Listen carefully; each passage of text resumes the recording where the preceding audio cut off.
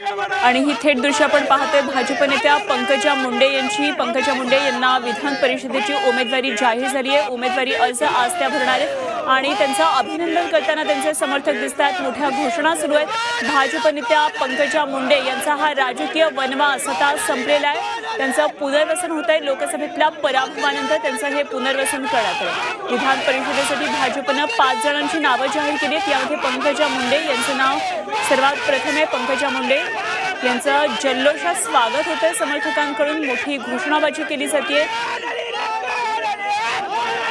पंकजा मुंडे यांचा लोकसभा निवडणुकीमध्ये पराभव झाला आणि त्यानंतर बीड आणि परिसरातलं वातावरण चांगलंच तापलेलं होतं।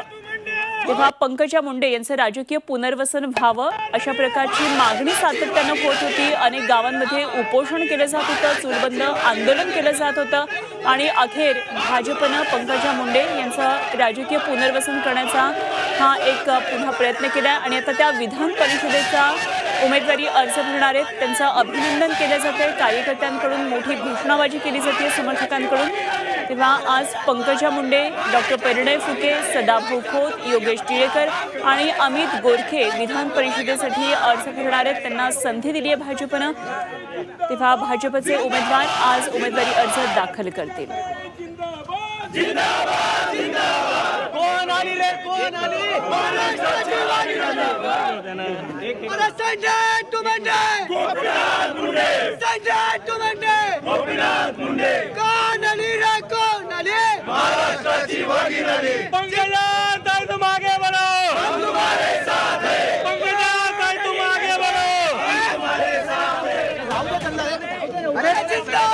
तर कोण आली रे कोण आली, महाराष्ट्राची वाघीण आली अशा प्रकारची घोषणाबाजी या ठिकाणी चालू आहे आणि समर्थक मोठा जोरदार घोषणा सध्या पंकजा मुंडे यांच्यासाठी देत आहेत। उमेदवारी मिळाल्यानंतर पंकजांचं समर्थकांकडून जोरदार हे स्वागत करण्यात येते आणि उमेदवारी मिळाल्यानंतर त्यांचं हे अभिनंदन करण्यात येते। काही वेळामध्ये पंकजा मुंडे आज विधान परिषदेसाठी उमेदवारी अर्ज आपला दाखल करणार आहेत। लोकसभेमध्ये त्यांना पराभव पत्करावा लागला होता, त्यामुळे पंकजा मुंडे यांचं पुनर्वसन, राजकीय पुनर्वसन कशा पद्धतीनं होईल याकडे सर्वांचंच राजकीय वर्तुळाचं लक्ष लागलेलं होतं।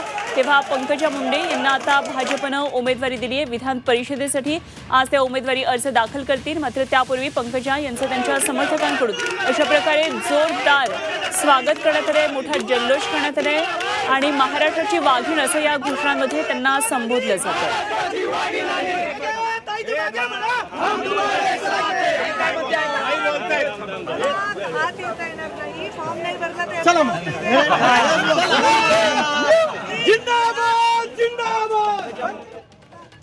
तेव्हा पंकजा मुंडे आता विधान परिषदेचा आज अर्ज भरणार आहेत आणि त्यांचं राजकीय पुनर्वसन झालेलं आहे।